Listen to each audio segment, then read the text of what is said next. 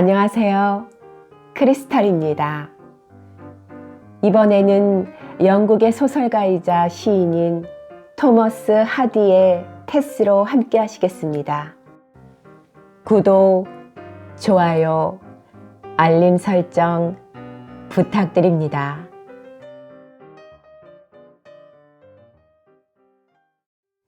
(30일) 바로 다음 날 테스는 정이 담뿍 담긴 속달 편지를 엄마에게 붙였다. 그리고 주말에 그녀는 서투른 옛날 필적으로 두서없이 쓴 엄마의 답장을 받았다. 사랑하는 테스 보아라. 하느님 덕택에 우리 모두는 잘 있단다. 너도 별일 없기를 바라며 내가 머지않아 결혼한다는 소식에 집안 식구들은 기뻐서 어쩔 줄 모른단다. 내가 물었으니 답하는 것이다만 너와 나만 아는 그 얘기는 어떤 일이 있어도 그 사람에게 얘기하면 안 된다. 내 아버지는 가문을 가지고 큰 소리치고 계시는 양반이라 아직 내 얘기는 꺼내지 않았지만 내 신랑이 될 사람도 물론 좋은 가문의 남자일 거라고 생각한다. 테스야, 집안이 좋건 나쁘건 많은 여자들이 젊었을 때 과거를 숨기고도 잘도 살아간다는 사실을 명심해라. 다른 여자들은 시치미를 떼는데 너만 바보같이 얘기할 필요가 없어. 이미 지나간 일이고 내 잘못도 아니니 말이다. 내가 몇 번을 물어도 난 똑같은 대답을 할 거다. 넌 내 마음속을 너무 어린애처럼 쉽게 털어놓아서 걱정이 된다. 너의 행복을 위해서 그 일은 말이나 행동은 물론 아예 내색도 해서는 안 된다고 이 어미가 타이른 것을 결코 잊어서는 안 된다. 어린애 같은 내 아버지가 여기저기 돌아다니면서 소문을 퍼뜨릴까봐 내가 편지했다는 것과 결혼 얘기는 아직 알리지도 않았다. 사랑하는 테스야, 기운을 내라. 그리고 결혼 선물로는 능금술 한 통을 보내마. 그곳은 능금술이 귀하고 또 맛도 시다고 하더라. 그럼 이만 쓰겠다. 내 신랑에게도 안부 전해라. 너의 사랑하는 엄마 존 더베이 필드. 아, 엄마. 편지를 다 읽은 테스는 낮은 소리로 중얼거렸다. 자신에게는 굉장한 고통이었던 그 문제도 융통성 있는 엄마에게는 사소한 문제일 뿐이었다. 엄마는 테스처럼 인생을 심각하게 생각하지 않았다. 마음을 아프게 하는 지난날의 그 일도 엄마가 볼 때는 한낱 지나간 일일 뿐이었다. 과거야 어찌 됐건 이제부터 그녀는 엄마의 말을 잊어서는 안 되리라. 자신이 사랑하는 남자의 행복을 위해서라도 침묵이 가장 바람직한 방법인 것 같았다. 아니, 마땅히 그래야만 할 것 같았다. 엄마의 그런 충고로 테스는 마음을 안정시킬 수 있었고 침착해질 수 있었다. 마음의 부담을 덜어버리자 그녀는 몇 주일 만에 처음으로 기분이 홀가분해졌다. 그의 청혼을 받아들인 뒤로 그녀는 지금까지 인생에서 한 번도 느껴보지 못했던 황홀한 심정으로 10월의 늦가을 날들을 보내고 있었다. 클레어에 대한 테스의 애정은 세속적인 냄새가 조금도 풍기지 않았다. 진심으로 믿는 테스의 두 눈에는 클레어가 선량성의 극치로 보였고 또한 지도자나 철인이나 벗이 당연히 알아야 할 것은 전부 알고 있는 존재로 비쳤다. 클레어의 듬직한 몸집은 남성미의 극치였고 그의 영혼은 성인의 영혼이요 그의 지성은 예언자의 지성이라고 테스는 생각했다. 클레어에 대한 테스의 애정이 지닌 예지는 하나의 애정을 자아내어 테스에게 위험성을 갖추게 했다. 그는 머리에 왕관을 얹은 사람인 양 보였다. 테스를 가엽게 여기는 클레어의 애정은 테스가 그것을 느낄 적마다 그에 대한 순정을 북돋아 주었다. 클레어는 무엇인가를 숭배하는 듯한 테스의 큼직한 두 눈과 가끔 마주쳤다. 그 눈은 눈앞에 무슨 불멸의 존재라도 바라보는 양 헤아릴 수 없이 깊은 눈 속으로부터 클레어를 응시하는 것이었다. 그녀는 이제 과거가 없다. 마치 연기를 피우며 타오르는 위험한 석탄불을 발로 밟아 끄는 것과 같았다. 남자가 여자를 사랑할 때 클레어처럼 욕심 없이 강한 의협심으로 여자를 보호할 수 있다는 것을 테스는 미처 몰랐었다. 엔젤 클레어는 이 점에서 테스가 생각했던 사람하고는 분명 달랐다. 정말 놀랄 정도로 달랐다. 그는 진정 동물적이라기보다는 정신적이었고 자기 자신의 욕망도 스스로 억제할 줄 알았다. 그리고 이상하리만큼 야비스러운 점을 하나도 찾을 수 없었다. 원래 냉정한 성민은 아니었으나 그는 열광적이라기보다는 쾌활한 편이었다. 이를테면 바이런보다는 셸리에 가까운 편이었다. 생명을 내건 열렬한 사랑도 하려면 할 수 있었으나 어딘지 환상적이고 가공적인 사랑에 쏠리는 편이었다. 워낙 감정이 깔끔한 편이어서 사랑하는 애인을 자기 자신의 욕망의 소나기에서 한없이 지켜줄 수도 있었다. 지금까지의 대수롭지 않은 경험이 모두 불행하기만 했던 테스는 클레어의 그러한 성품을 보고 놀라기도 하고 한편 미칠 듯이 기뻐하기도 했다. 남성에 대한 노여움의 반동으로 그녀는 클레어를 보통 이상으로 존경했다. 사랑에 빠진 그들은 항상 함께 하기를 간절히 원했다. 테스는 그를 절대적으로 믿고 있었으므로 그의 곁에 있고 싶은 마음을 감추지 않았다. 시골에서는 약혼한 사이라면 아무 꺼리낌 없이 바깥에서 교제할 수 있었으므로 그들은 10월 한 달 동안 자유롭게 만났다. 일이 끝난 오후가 되면 그들은 정답게 목장 이곳저곳을 돌아다녔다. 흘러가는 시냇물을 따라 뻗어있는 좁은 오솔길을 걷기도 하고 때로는 작은 나무다리를 건너 목장 건너편으로 갔다가 되돌아오면서 풀밭 이곳저곳을 거닐기도 했다. 두 사람이 거니는 곳 어디서나 소용돌이 치며 흐르는 시냇물 소리가 들렸고 제잘거리는 물소리는 그들의 속삭임에 맞추어 노래하는 것 같았다. 먼 초원의 지평선과 평행을 이룬 햇살은 사방의 풍경에 빛의 꽃가루를 깔아놓은 것 같았다.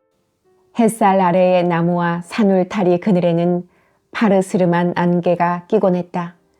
오후에 햇살을 받은 두 사람의 그림자가 초원 위에 길게 뻗어 있어 마치 아득히 먼 곳을 지시하는 두 개의 손가락처럼 보였다. 일꾼들은 여기저기 흩어져서 일에 열중하고 있었다. 지금이야말로 목장을 다듬는 때라서 이를테면 겨울철의 관계를 위해 조그만 수로 밑을 깨끗이 파헤치고 젖소들한테 짓밟힌 둑을 가꾸는 때였다. 한 삽, 두 삽 가득히 퍼내는 흑옥같이 새까만 기름진 진흙은 분지 일대에 강물이 넘쳐 흐르던 때에 그 강물을 타고 이곳까지 휩쓸려 온 것으로 흙 가운데서도 손꼽히는 좋은 흙이었고 예로부터 빠지고 부수어져 가루같이 만들어진 옥토였다. 그리고 물에 적셔져 다루어지고 가루처럼 부셔졌기 때문에 보기 드문 비옥한 땅이 되었고 그로 말미암아 목초도 무성하고 그 목초를 뜯어먹는 젖소들도 잘 자라는 것이었다. 클레어는 수로에서 일하는 일꾼들이 보는 데서도 버젓이 테스의 허리에 팔을 감고 있었다. 그러나 사실은 이따금씩 곁눈질로 그들의 시선을 의식하는 테스 못지않게 그도 겸연쩍어 했다. 당신은 남들이 보는 앞에서 나와 함께 있는 것을 부끄러워하지 않는군요. 테스가 기쁜 표정으로 말했다. 무슨 소릴? 하지만 당신이 나처럼 하찮은 젖자는 여자와 같이 다닌다는 걸 에민스터에 계신 가족들이 알게 되면 이 세상에서 가장 아름다운 젖자는 아가씨라고 말할 테지. 그분들은 체면이 깎인다고 생각하실 거예요. 사랑스러운 테스, 더버빌의 후손이 클레어 가문의 체면을 깎는단 말이지. 당신이 그런 가문 출신이라는 것이 내겐 위안이 되어 우리가 결혼한 다음에 당신 가문을 밝혀서 사람들을 깜짝 놀라게 해줄 생각이야. 그건 그렇고 내 장래는 우리 가족과 관계가 없어. 우린 아마도 영국 땅을 떠나서 살게 될 텐데 다른 사람들이 우리를 어떻게 생각하든 그게 무슨 상관이야. 당신 나하고 떠나는 걸 싫다고 하지는 않겠지? 클레어의 동반자가 되어 그와 함께 이 세상을 살아갈 생각을 하자 테스는 기쁨으로 가슴이 벅차올라 그렇게 하겠다는 대답도 겨우 할 수 있을 정도였다. 그녀의 심장의 고동은 파도 소리처럼 귀를 울렸고 벅찬 기쁨으로 눈에는 눈물이 고였다. 두 사람은 손을 꼭 잡고 계속 걸어 강가에 이르렀고 햇빛을 받아 일렁이는 수면이 그들을 눈부시게 했다. 그들은 걸음을 멈추었다. 작은 물새의 머리가 조용한 수면 위로 불쑥 솟았다가 강가에 서 있는 두 사람을 보고는 물속으로 다시 들어가 버렸다. 그들 주위에 철 잃은 저녁 안개가 깔리기 시작했다. 테스의 속눈썹과 이마와 머리카락에도 이슬이 맺혔다. 그들은 그렇게 밤이 깊어질 때까지 강가를 거닐곤 했다. 일요일이 되면 그들은 날이 완전히 어두워져서야 산책을 했다. 두 사람이 약혼을 하고 첫 번째로 맞는 일요일 저녁에 밖에 나와 있던 몇 명의 낙농장 사람들은 흥분한 나머지 띄엄띄엄 끊어지는 테스의 격정적인 목소리를 들었다. 물론 멀리 떨어져 있어 자세히 들을 수는 없었지만 클레어와 함께 걷다가 숨이 차서 발걸음을 멈추고 내쉬는 숨소리라든가 영혼에서 우러나온 듯한 유쾌한 웃음소리, 여러 명의 사랑의 경쟁자를 물리치고 당당하게 사랑에 승리한 여자만이 웃을 수 있는 특이한 웃음소리가 들려오곤 했다.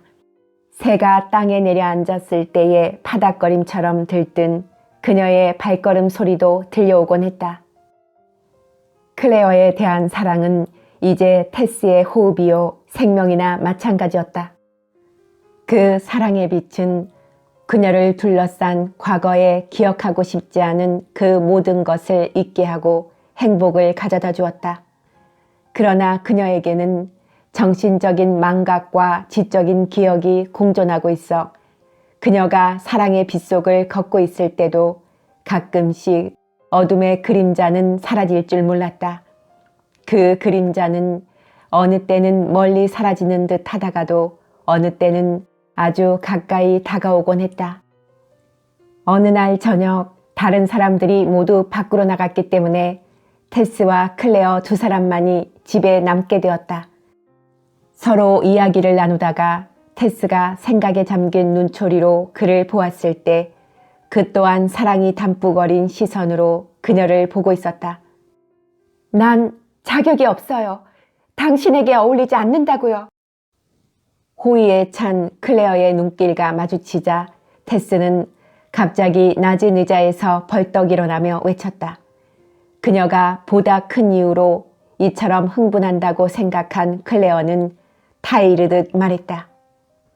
그런 말은 제발 좀 안 했으면 좋겠어, 테스. 남보다 훌륭한 사람은 가문 따위에 대먹지 않은 인습을 요령껏 이용하는 사람이 아니라 당신처럼 성실하고 정직하고 순결한 사랑스러운 사람이란 말이오. 그녀는 복받쳐 오르는 오열을 삼키느라 애썼다. 지난 몇 해 동안 교회에서 그와 같은 미덕에 대한 설교를 들을 때마다 얼마나 괴로웠던가.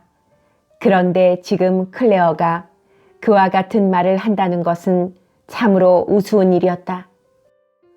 왜 그때 내 곁에 머무르면서 날 사랑해주지 않았어요? 내가 동생들과 함께 살던 16살 때 당신이 풀밭에서 춤을 추었던 바로 그때 말이에요. 왜 그렇게 못했냐고요. 테스는 두 손을 쥐어짜면서 말했다. 클레어는 테스를 진정시키려고 애쓰면서 그녀가 감정이 변하기 쉬우므로 결혼한 뒤에 잘 돌봐주어야겠다고 다짐했다. 정말 그래. 왜 그때 당신 곁에 머무르지 않았을까? 그때 알기만 했더라도. 하지만 그렇게까지 가슴 아파할 건 없잖소? 무언가 숨기려는 본능으로 그녀는 얼른 말문을 돌렸다. 그랬더라면 4년이라는 세월을 헛되이 보내지 않았을 테니까요. 그만큼 더 당신과 함께 당신의 사랑 속에서 행복을 누렸을 테니까요. 테스의 괴로움은 산전수전 다 겪은 성숙한 여인의 괴로움이 아니라 한때 무서운 덫에 걸렸던 순결한 처녀의 괴로움이었다. 그녀는 마음을 가라앉히기 위해 의자에서 일어났다. 밖으로 나가는 그녀의 치맛자락에 걸려 의자가 쓰러졌다. 클레어는 장작불이 활활 타오르는 벽난로 앞에 쭈그리고 앉아 있었다. 장작은 기분 좋은 소리를 내며 타오르고 있었다. 잠시 후 침착해진 그녀가 돌아왔다. 테스, 당신은 자신이 변덕스럽다고 생각하지 않소? 테스를 위해 의자 위에 방석을 펴주고 자신은 그 옆 긴 의자에 앉으면서 클레어가 조심스럽게 말했다. 네, 그럴지도 몰라요. 하지만 원래 타고난 성격은 그렇지 않았어요. 그녀는 옆에 앉은 클레어에게로 바싹 다가앉아 그의 팔 위에 손을 올려놓고는 나지막하게 말했다. 그러고는 자신의 말을 납득시키려는 듯 그의 어깨에 가만히 머리를 기대었다. 사실은 테스한테 하고 싶은 말이 있었는데 당신이 그만 나가버렸지 뭐요. 그게 뭐예요? 뭐든지 다 대답할게요. 당신이 날 사랑하고 내 청혼을 받아들였으니 이젠 결혼 날짜를 정하는 일만 남았잖소? 난 이대로가 좋아요. 그렇지만 난 내년 봄에 사업을 시작해야 돼. 사업을 벌이기 전에 결혼식을 올렸으면 좋겠어. 아니, 사업이 안정된 다음에 결혼하는 게 더 낫지 않을까요? 당신 혼자 가버리고 나 혼자 남는다면 견디기 힘들겠지만. 테스는 겁먹은 사람처럼 조심스럽게 말했다. 물론 그래서는 안 되지. 그건 말도 안 되는 소리요. 정말이지 사업을 시작하려면 당신의 도움이 필요해. 언제로 하면 좋겠소? 2주일 후에 하면 어떨까? 안 돼요. 생각할 게 많아요. 그렇지만 테스. 클레어는 다정하게 테스를 안았다. 사실 결혼 문제가 눈앞에 닥치면 누구든지 당황하기 마련인데 두 사람이 마음을 가다듬고 차분하게 이야기할 사이도 없이 크릭 부부와 젖자는 아가씨 둘이 방으로 들어왔다. 테스는 탄력 있는 공처럼 벌떡 일어났다. 그녀의 얼굴은 붉게 물들었고 장작불이 어린 두 눈은 반짝거리고 있었다. 그녀는 속상한 듯 변명했다. 저희 옆에 앉아 있다가 사람들에게 들킬 줄 알았어요. 저희 무릎 위에 앉은 것처럼 보였겠지만 사실은 그런 게 아니에요. 결혼 문제에 당면한 여자의 예민한 감정을 전혀 이해하지 못하는 크릭은 무관심한 표정으로 아내에게 말했다. 아가씨가 그런 말을 안 했으면 난 두 사람이 여기 앉아 있다는 것조차 몰랐을 거요. 클레어는 어색함을 감추며 짐짓 침착하게 말했다. 우린 곧 결혼할 겁니다. 아, 정말 반가운 소식이군. 벌써부터 그러려니 짐작은 하고 있었지만 말이죠. 테스는 이런 데서 일하기엔 아까운 아가씨지요. 난 첫눈에 그걸 알아봤죠. 남자라면 누구나 신부로 얻고 싶어 할 거예요. 더구나 농부의 아내로는 제격이지요. 관리인이 장깨를 못 부릴 거라고요. 어느새 테스는 사라지고 없었다. 주인의 노골적인 칭찬에 부끄러웠지만 그보다는 주인과 함께 들어온 젖자는 처녀들의 얼굴을 쳐다볼 수가 없었기 때문이었다. 저녁 식사를 마친 뒤 테스가 침실에 들어가자 친구들이 옹기종기 모여 있었다. 그들은 흰 잠옷을 입고 테스를 기다리고 있었다. 등불에 비친 그들의 모습은 마치 복수를 하려고 늘어앉은 유령처럼 보였으나 그들의 표정에 악의가 없다는 것을 테스는 금방 알아챌 수 있었다. 솔직히 그들은 꿈도 못 꾸던 일이었으므로 섭섭해하는 기색도 별로 보이지 않았다. 다만 그들은 객관적이고 사려 깊은 태도를 보일 뿐이었다. 그 사람이 테스하고 결혼한대. 테스 얼굴에 그렇게 쓰여 있어. 테스를 빤히 바라보며 레티가 중얼거렸다. 마리안이 물었다. 너 그 사람하고 결혼할 거니? 응. 언제? 언제든지.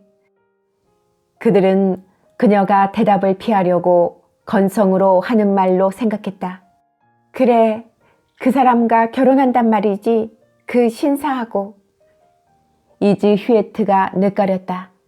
그들은 무엇에라도 홀린 듯 맨발로 침대에서 내려와 테스 주위에 둘러섰다. 기적이 일어난 친구의 몸을 살펴보기라도 하려는 듯 레티는 테스의 어깨에 두 팔을 얹고 다른 두 처녀는 테스의 허리를 팔로 감았다. 그들은 테스의 얼굴을 들여다보았다. 기분이 어떠니? 난 상상도 못했어. 이지 휴에트가 말했다. 마리아는 테스에게 키스했다. 내가 좋아서 하는 거니? 아니면 다른 사람의 입술이 거기 닿아서 그런 거니? 이지가 쌀쌀하게 물었다. 마리아는 담담하게 말했다. 난 그런 건 알고 싶지 않아. 다른 사람을 다 제쳐놓고 테스가 그 사람과 결혼한다는 게 신기해서 그러는 거야. 난 조금도 언짢게 생각하지 않아. 우린 그 사람을 좋아했지만 결혼 같은 건 꿈에도 생각하지 않았으니까. 다만 귀족의 딸도 아니고 갑부의 딸도 아니고 우리하고 똑같이 젖지 처녀인 테스가 그 사람하고 결혼한다는 사실이 신기할 뿐이야. 그 때문에 날 미워하진 않겠지. 테스가 나직하게 물었다. 처녀들은 그 대답을 테스의 표정 속에서 찾기라도 하려는 듯 테스에게로 바짝 다가섰다. 난 잘 모르겠어. 글쎄 널 미워하고 싶은데 미워할 수가 없어. 레티가 중얼거리자 이지와 마리안도 맞장구를 쳤다. 나도 그래. 웬일인지 미워할 수가 없어. 그이는 너희들 중 한 명과 결혼을 해야 하는 건데. 테스가 소곤거렸다. 왜? 너희들은 모두 나보다 훌륭해. 처녀들은 나직하고 느린 말로 속삭였다. 우리들이 너보다 훌륭하다고, 테스? 그렇지 않아. 아니야, 사실이야, 그건. 테스는 성급하게 말을 가로채면서 자신을 잡고 있던 친구의 팔을 뿌리치고는 울음을 터뜨렸다. 그녀는 옷장에 기대어 미친 듯이 울부짖었다. 정말이야, 너희들이 더 훌륭해. 그녀의 울음은 좀처럼 그칠 줄 몰랐다.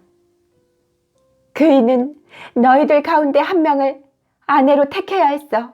지금이라도 그이더러 그렇게 하라고 말해야 하는 건데 너희들이 그이한테 더 좋은 아내가 될 수 있어. 지금 내가 무슨 말을 하고 있는 거지? 아! 그들은 테스에게로 다가가 테스를 부둥켜 안았다. 그녀는 여전히 몸부림치며 흐느껴 울었다. 누구 물 좀 가져와. 테스가 우리 때문에 흥분했어. 가엾게도. 친구들은 조용히 테스를 침대 곁으로 데리고 가서 다정하게 입을 맞추었다. 그 사람한테는 네가 제일 잘 어울려. 넌 우리보다 교양이 있고 아는 것도 많잖아. 더구나 그 사람한테 많은 것을 배우고 난 다음 넌 전보다 훨씬 좋아진 것 같아. 뽐낼 만도 하지 뭐니? 고마워. 내가 너무 소란을 피워. 미안해. 테스는 가까스로 마음을 정리하고 자리에 누웠다. 그들이 다 자리에 눕고 불이 꺼지자 마리안이 테스에게 속삭였다. 테스, 그 사람과 결혼하더라도 우리를 잊지 마. 우리가 그 사람을 그처럼 사모한 걸 너한테 다 털어놓은 거라든가, 널 미워하지 않으려고 했고 또 미워할 수도 없었다는 것, 우리는 그 사람의 아내가 된다는 건 꿈에서조차 생각하지 않았다는 것, 그 모든 것을 기억해줘. 테스가 그 말을 들으면서 울음을 삼켜야 했다는 것을 친구들은 알지 못했다. 자신이 비밀을 밝히지 않음으로써 친구들을 괴롭히고 클레어를 배반하는 것보다는 엄마에게서 어리석다는 소리를 듣더라도 그에게 비밀을 고백하는 것이 현명한 처사라고 그녀는 생각했다. 가슴이 미어지는 듯한 괴로움 속에서 테스가 그런 결심을 한 것을 친구들은 아무도 눈치채지 못했다. 32. 후회가 앞을 가려 테스는 결혼 날짜를 섣불리 정할 수가 없었다. 클레어는 기회가 있을 때마다 여러 번 말을 꺼냈지만 11월이 되어도 날짜는 여전히 정해지지 않았다. 테스는 영원히 이런 상태이기를 바라는 것처럼 보였다. 목장의 풍경도 많이 바뀌었다. 그러나 젖자기 전 오후의 햇살은 산책하기에 따스했고 또 1년 중 비교적 한가한 때였으므로 햇빛이 가지런히 내리쬐는 쪽의 축축한 잔디밭을 바라보노라면 잔물결 같은 거미줄들이 마치 바다에 비친 달빛처럼 햇빛 속에 반짝이고 있었다. 자기들의 행복이 한순간에 지나지 않는다는 사실을 모르는 등에는 마치 몸뚱이 속에 빛이라도 감추고 있는 듯이 휘황한 모습으로 햇빛이 쏟아지는 그 오솔길을 넘어 날아가더니 어디론가 사라지고 말았다. 그런 광경을 바라보며 클레어는 아직 결혼 날짜가 정해지지 않았음을 테스에게 깨우쳐 주곤 했다. 가끔 클레어에게 기회를 주려고 크릭 부인이 일부러 밤 심부름을 시켜 둘이 함께 갈 때도 그는 테스에게 결혼 날짜에 대해 말을 꺼내곤 했다. 크릭 부인의 심부름은 골짜기 위쪽 농가에 옮겨다 놓은 암소의 상태를 알아보고 오는 것이었다. 암소가 새끼를 낳을 때면 의례 산 위 농가에 보냈다가 새끼를 낳고 새끼가 걸을 수 있게 되면 송아지와 함께 데리고 오곤 했기 때문이었다. 송아지가 팔릴 때까지 한동안은 젖자는 일이 별로 없었으나 송아지를 떼어놓기가 무섭게 젖자는 여자들은 여느 때와 같이 일을 시작해야 했다. 어느 캄캄한 밤에 두 사람은 산 위의 농가에서 일을 끝마치고 집으로 돌아가고 있었다. 그들은 자갈이 깔린 넓은 벼랑에 이르렀을 때 발걸음을 멈추고 귀를 기울였다. 때마침 강물이 불어날 때라 물 흐르는 소리가 유난히 크게 들렸다. 오늘 주인이 겨울철에는 일손을 줄여야겠다는 말을 하지 않았소? 아니요. 젖소들의 젖이 점점 줄어들거든. 사실 어제도 연합은 마리 소를 농가로 보냈어요. 그저께도 3마리 보냈고요. 그곳에 옮긴 소가 20마리나 돼요. 그런데 난 송아지 낳는 것을 돌보는데 내가 필요 없다는 얘긴가요? 난 이제 여기서 할 일이 없어진 셈이군요. 그런 줄도 모르고 난. 주인이 당신이 필요 없다고 잘라 말한 건 아니야. 그러나 그는 우리 사이를 알고 있기 때문에 크리스마스 때 내가 이곳을 떠날 때 당신도 함께 데려갈 거라고 생각하고 있다오. 그래서 테스 없이 어떻게 일을 꾸려나가겠느냐고 물었더니 겨울철에는 일이 많지 않아서 되는 대로 꾸려나갈 수 있다고 하더군. 나쁜 생각인지도 모르겠지만 난 주인이 그렇게 해서 당신이 어쩔 수 없이 결혼을 승낙하도록 해줄 거라고 생각하니 오히려 기쁘더군. 기뻐할 일만은 아니에요. 비록 이쪽에서 원한 경우라 하더라도 그만두라는 소리를 듣는 건 슬픈걸요. 물론 우리 쪽에선 잘된 일이지. 당신도 그걸 인정하는군. 그는 손가락으로 테스의 가슴을 어루만지며 계속 말했다. 속마음이 들켜서 얼굴이 화끈 달아올랐군. 내가 너무 실없이 군 것 같아. 이제 실없는 소리는 그만하기로 하지. 인생은 진지한 거니까. 그건 당신보다 내가 먼저 깨달은 사실이에요. 바로 그 순간에도 테스는 인생의 심각함 때문에 괴로웠다. 어젯밤의 기분대로 결혼을 단념하고 낙농장을 떠난다는 것은 다른 낯선 곳으로 간다는 것을 의미했다. 이제 송아지 낳는 시기가 오면 젖자는 처녀가 필요 없게 되기 때문이었다. 클레어처럼 좋은 사람을 만날 수 없을 것 같은 낯선 농장으로 간다는 것은 생각만 해도 싫었고, 그렇다고 고향으로 가기는 더욱 싫었다. 그러니까 진지하게 말하려는 거요, 테스. 크리스마스 때는 당신도 이곳을 떠나야 할 판이니 내 아내가 되어 나와 함께 떠나는 것이 가장 현명할 것 같아. 그리고 당신이 바보가 아닌 이상 우리가 이대로 질질 끌 이유가 없다는 걸 당신도 알 텐데. 난 이대로가 좋아요. 지난 여름과 가을처럼 당신이 변함없이 날 사랑하고 날 아껴주었으면 좋겠어요. 난 변치 않아. 불현듯 그에 대한 강한 믿음이 솟구쳐 올라 그녀는 외치듯 말했다. 당신이 변치 않으리라는 걸 잘 알고 있어요. 에인절, 난 영원히 당신의 아내가 되기 위해 곧 날짜를 정하겠어요. 사방에서 들려오는 물소리를 들으며 집으로 돌아오는 길에 그들은 마침내 결혼 날짜를 정했다. 목장에 돌아온 그들은 크릭 부부에게 그 사실을 알렸다. 조용히 결혼식을 올리고 싶은 마음에서 아무에게도 알리지 말라는 부탁도 했다.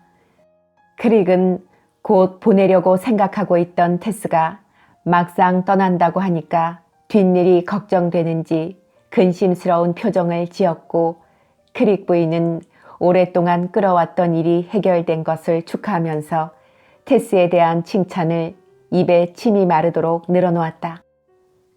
그림 걷는 일은 어떻게 해야 할지, 잉글베리나 샌드본의 기부인들에게 보낼 장식용 버터는 누가 만들 것인지를 걱정하며 테스를 처음 보았을 때 보잘것없는 들판의 어느 노동자가 아닌 훌륭한 사람의 눈에 들어 결혼하게 될 것을 미리 짐작했었다는 거며, 낙농장에 도착하던 날 오후에 뜰안을 거닐던 테스의 모습이 유달리 훌륭했었다는 거며, 테스가 점잖은 집안의 태생이라는 걸 자기는 짐작할 수 있었다는 것을 장황하게 늘어놓았다.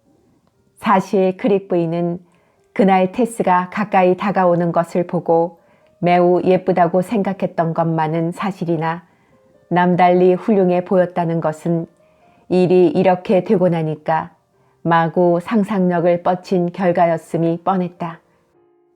테스는 이제 별 무리 없이 시간의 날개에 따라 앞으로 나아가고 있었다. 그의 청혼을 승낙했고 결혼 날짜도 이미 정해졌다. 영리한 테스는 그 즈음 인생에는 어떤 숙명이 있다는 것을 깨닫기 시작했고, 그런 깨달음으로 그녀는 순종적인 태도를 갖게 되었다. 특히 클레어의 말이라면 무엇이든 순순히 따랐다. 테스는 결혼 날짜를 알리는 것보다 사실은 엄마의 의견을 한 번 더 물어보기 위해 편지를 썼다. 그녀는 엄마는 상상도 못할 일이었겠지만 자신과 결혼할 남자는 점잖은 가문의 신사이며 결혼 후에 고백을 하면 그 사람보다 단순한 사람이면 용서해 줄지도 모르나 그는 쉽게 용납할 것 같지 않다는 내용의 편지를 썼다. 그러나 그 편지에 대한 더베이필드 부인의 답장은 끝내 오지 않았다. 클레어는 그들이 빨리 결혼해야 할 필요성을 테스에게 그럴듯하게 설명했지만 나중에 밝혀진 바로는 서두른 감이 없지 않았다. 그는 테스가 자신을 사랑하는 만큼 정열적으로 그녀를 사랑하지는 않았지만 다분히 이상적이고 환상적인 감정으로 그녀를 깊이 사랑하고 있었다. 그는 자기 생각대로 무제한 전원 생활을 시작했을 때 전원 시에나 나올성 싶은 처녀에게서 얻을 수 있는 매력을 이런 생활 속에서 얻게 되리라고는 꿈에도 생각 못했었다. 순결이란 한낱 화제거리에 지나지 않는다고 생각했는데 그것이 실제 생활에서 얼마나 사람의 마음을 감동케 하는가를 그는 이곳에 와서 비로소 알게 되었다. 그러나 그가 장차 가야 할 길을 뚜렷이 내다본다는 건 아직도 요원한 일이었다. 세상 생활의 첫걸음이나마 옮겨 놓았다고 하려면 아직도 한두 해는 더 지나야 할 것이다. 집안 사람들의 편견 때문에 진정 더듬어야 할 운명의 길을 찾지 못했다는 생각 때문에 그의 경력이나 성격에 싹튼 물불을 가리지 않는 성질의 정도에 따라 모든 것이 결정될 것이다. 당신이 중부지방의 농장에 정착할 때까지 기다리는 게 좋지 않을까요? 하고 언젠가 테스가 물었을 때 그는 이렇게 대답했다. 테스, 난 내 보호와 동정의 품에서 당신을 떼어놓고 싶지가 않아. 그러나 이유는 그것만이 아니었다. 여태까지 자신의 영향을 받아 완전히 자신과 생각이 같아진 그녀를 낙농장에 놓아두고 간다면 그녀가 옛날로 돌아가 자신과 멀어지지 않을까 걱정이 되었기 때문이고 또 함께 살지는 않더라도 부모님이 일단 테스를 한번 보고 싶어 하기 때문이었다. 부모님이 뭐라고 하든 자신의 결심을 바꿀 그는 아니었지만 마음에 드는 농장을 찾는 동안 둘이서 하숙 생활을 하면서 이웃과도 친분을 쌓아가며 생활해 나간다면 어머니를 만날 때도 테스가 두려움 없이 인사드릴 수 있으리라 생각했던 것이다. 그런데 클레어는 밀농사와 방앗간을 겸할 작정이었으므로 방앗간의 작업 과정을 미리 알아두어야겠다고 생각했다. 그는 웰브리지의 어느 방앗간 주인을 알고 있어 어느 날 자세한 내용을 알기 위해 그곳 물방앗간에 갔다가 저녁 때 텔보 데이스의 낙농장으로 돌아왔다. 그곳에 갔다가 그는 예전에 더버빌 가문이 저택으로 사용하던 농가에서 하숙을 할 수 있다는 우연한 사실을 알게 되었고 그래서 결혼식을 마친 다음에는 마을이나 여관으로 가는 대신 곧바로 그곳으로 가서 2주일 정도 머물기로 결정했다. 그는 늘 그렇게 당면한 문제와는 상관없는 감정만으로 일을 해결하곤 했던 것이다. 그러고 나서 우리가 소문으로만 들었던 런던 교회에 있는 농장을 찾아가 봅시다. 그리고 3, 4월쯤에는 부모님께 인사를 드리러 갑시다. 그러는 동안 테스가 클레어와 결혼하기로 한 12월 31일이 눈앞에 닥쳐왔다. 그녀는 실감이 나지 않아 내가 정말 그이와 결혼하는 건가? 라고 혼자 중얼거려 보기도 했다. 어느 일요일 아침 교회에서 돌아온 이즈 휘에트가 테스에게 슬며시 말을 건넸다. 오늘 아침 내 결혼 예고를 안 하던데? 뭐? 이즈는 조용히 테스를 쳐다보며 말했다. 오늘이 첫 번째 예고일이야. 12월 31일이 내 결혼식 날이지. 테스는 얼른 고개를 끄덕였다. 결혼식 전에 3번 예고를 해야 하는데 이제 주일은 2번밖에 안 남았잖아. 테스는 얼굴에서 핏기가 사라졌다. 이지의 말은 옳았다. 결혼식 전에 3번 예고를 해야만 했다. 어쩌면 클레어는 그 사실을 잊고 있었는지도 모른다. 만약 그렇다면 결혼식은 일주일 연기해야 하는 것이 아닐까. 그러나 결혼식을 연기한다는 것은 어쩐지 불길하게 느껴졌다. 그에게 기뜸할 수는 없을까. 그녀는 여태까지 소극적이었으나 소중한 보물을 놓쳐서는 안 된다는 생각에 갑자기 초조해지고 가슴이 불안스럽게 뛰었다. 그러나 크릭 부인이 그녀의 근심을 해결해 주었다. 이즈가 그 사실을 크릭 부인에게 알리자 크릭 부인은 기혼 부인의 특권으로 클레어에게 자연스럽게 그 이야기를 꺼낼 수 있었다. 클레어 씨, 결혼 예고를 잊었나요? 아니요, 잊을 리가 있겠어요? 단둘이 만났을 때 클레어는 테스에게 이렇게 말해 그녀를 안심시켰다. 결혼 예고 때문에 괴로워할 건 없어요. 예고 절차 없이 결혼 허가장을 받는 것이 편할 것 같아서 당신한테 의논도 하지 않고 결정했어. 그래서 일요일 날 교회에 가도 당신 이름이 불리지 않았던 거요. 내 이름을 꼭 듣고 싶어서 걱정했던 건 아니었어요. 누군가가 결혼 예고를 듣고 자신의 과거를 들추어내어 결혼을 방해할까 두려워하던 그녀인지라 그것은 오히려 잘된 일이었다. 모든 일이 그녀에게 유리하도록 진행되는 것 같았다.